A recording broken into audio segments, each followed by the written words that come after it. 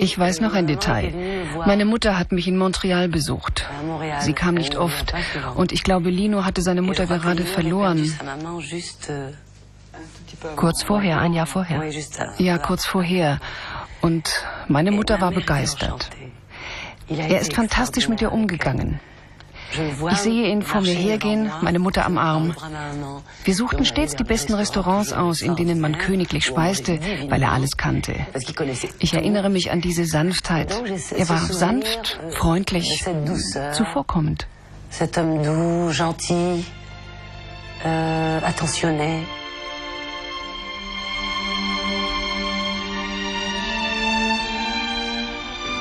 Glauben Sie, dass Filmen ein Beruf ist? Ja, es ist ein Beruf. Natürlich nicht wie beim Theater, denn das ist ein Beruf, den man vorher erlernt. Es gibt eine Ausbildung.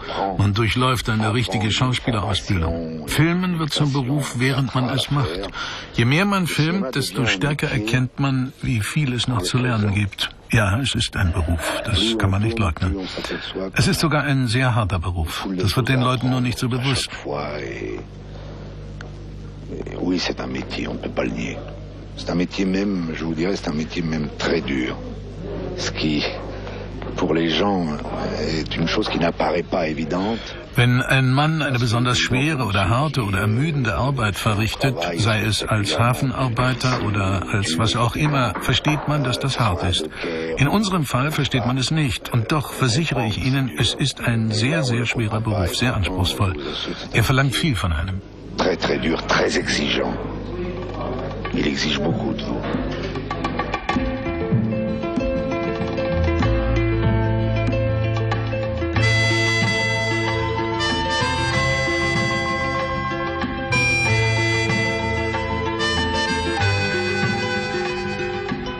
Là-dessus alors, tout de suite. Chico, au revoir, tu appelles?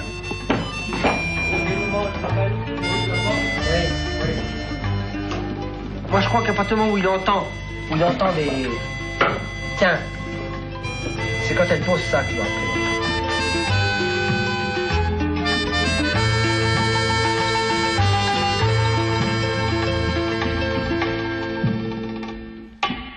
Comment est-ce qu'on attaque la partie de dame, alors? Il perd une partie de justesse, et il perd encore une autre partie de justesse, et puis il perd encore une autre justesse, mais ça, dans le manga, ça, que ce soit très net, très lisible, hein. Ce côté du mec qui reste d'un seul coup avec... alors on va multiplier les plans pour être sûr.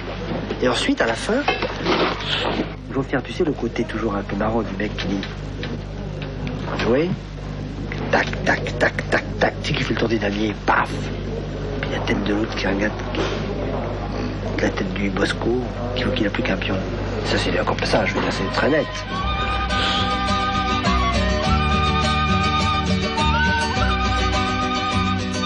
Es ist ein Beruf, ein fesselnder Beruf. Und mir persönlich ist es natürlich lieber, als im Bergwerk Kohle abzubauen.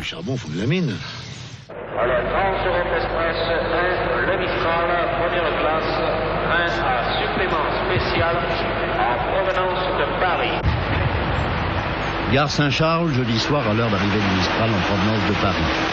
Dans une de ces voitures, quelques membres, et non des moindres, du clan des Siciliens, Henri Verneuil, metteur en scène du film, Jean Gabin et Lino Ventura, deux de ces vedettes en avance de 24 heures sur Alain Delon, qui les rejoindra ce soir.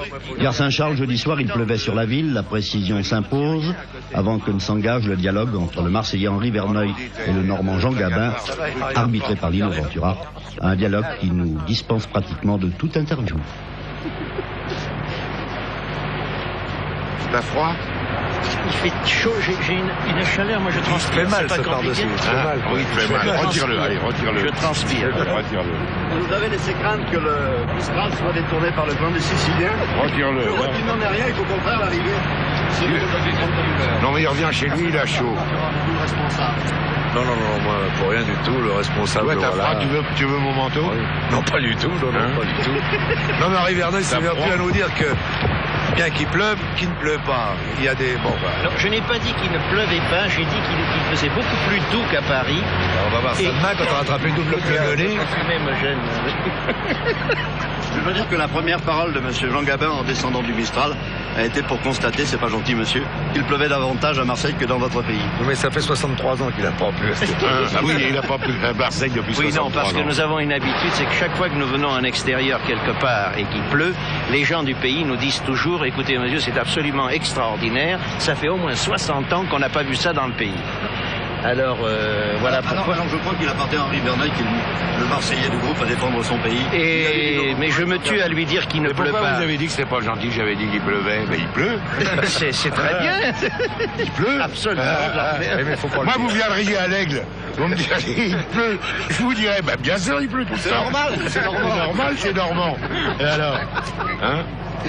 Toujours est-il, monsieur, que c'est une occasion assez exceptionnelle Et à quelle heure croyez-vous qu'on va aller dîner, nous, avec tout ce truc-là? Ça ne saurait tarder. Ah bon? Parce que ils m'ont parlé d'ailleurs avancé. Ils m'ont parlé d'un tas de trucs, là, je voudrais bien savoir. Il y a une biscotte ce soir.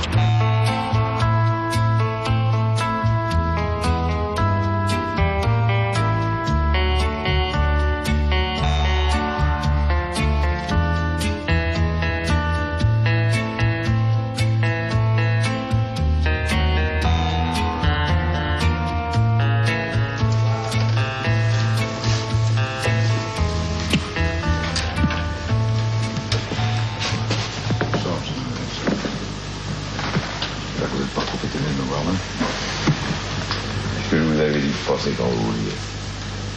Je vous avais dit que... vous avez dit que vous pouviez passer quand vous voulez. Quand vous vouliez. Vous venez encore avoir de la chance, c'est ça? Ah non, après. Regarde et ne dis rien. Ah, sois belle et tais-toi. Regarde et ne dis rien. Regardez. Non. Sois belle et tais-toi. Non, parce que je travelling et je panoramique sur le... Voilà. Sur le trou. Voilà. Attention. Dès qu'il a fait ça... Hop, mes enfants, il faut y aller, là.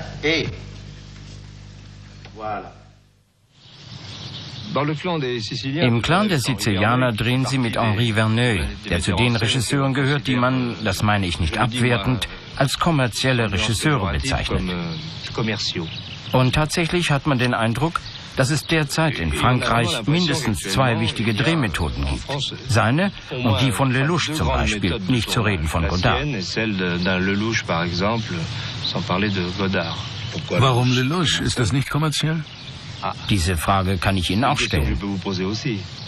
Ich weiß nicht, was Sie unter kommerziell verstehen. Das müsste man zunächst ein für alle Mal klären.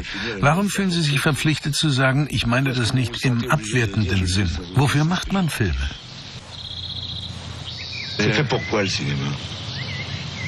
Um sie zu verkaufen. Ah, also ist es kommerziell. Ja, aber das ist ein Standpunkt. Wer behauptet nicht kommerziell zu arbeiten? Ja, was will der denn? Das soll man mir erst mal sagen. Kunst. Ach so, Kunst. Dann entschuldigen Sie mich, aber das ist zu hoch für mich. J'en suis pas là. Eine Gruppe müder Intellektueller hat den Spruch von den kommerziellen Filmen aufgebracht. In Amerika hören Sie niemals, das ist ein kommerzieller Film. Auch Visconti hat kommerzielle Filme gemacht. Er hat den Leoparden gedreht, der überall läuft. Und so wird das ein kommerzieller Film. Das hat nichts zu sagen. Bei uns wird der Erfolg bestraft. Fantastisch, wenn es nicht läuft, und wenn es läuft, schlecht. Dann lieber gleich kommerziell. Alors, il vaut mieux quand même être dans le commercial.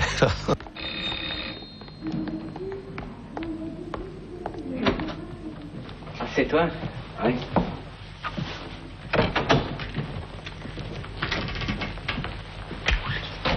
Alors, t'es content? Ben, on y croit plus. Et ça arrive. Ça fait plus plaisir que tout ce que tu me dis là. Et tu vois, Eric, je vais te dire autre chose. Si un jour tu te décidais à marcher un autre truc, enfin je veux dire un truc où tu serais sûr de coucher dans ton lit tous les soirs, eh ben n'importe où je serais bien content de l'apprendre. On me l'a déjà dit. Oui, mais moi je te le dis parce qu'on se croit toujours le plus malin et quand tu peux plus défendre tes couleurs, eh ben t'es plus rien. On descend chaque jour un peu plus jusqu'à plus rien. Jusqu'à aujourd'hui, quoi. Parle pas comme ça, Abel.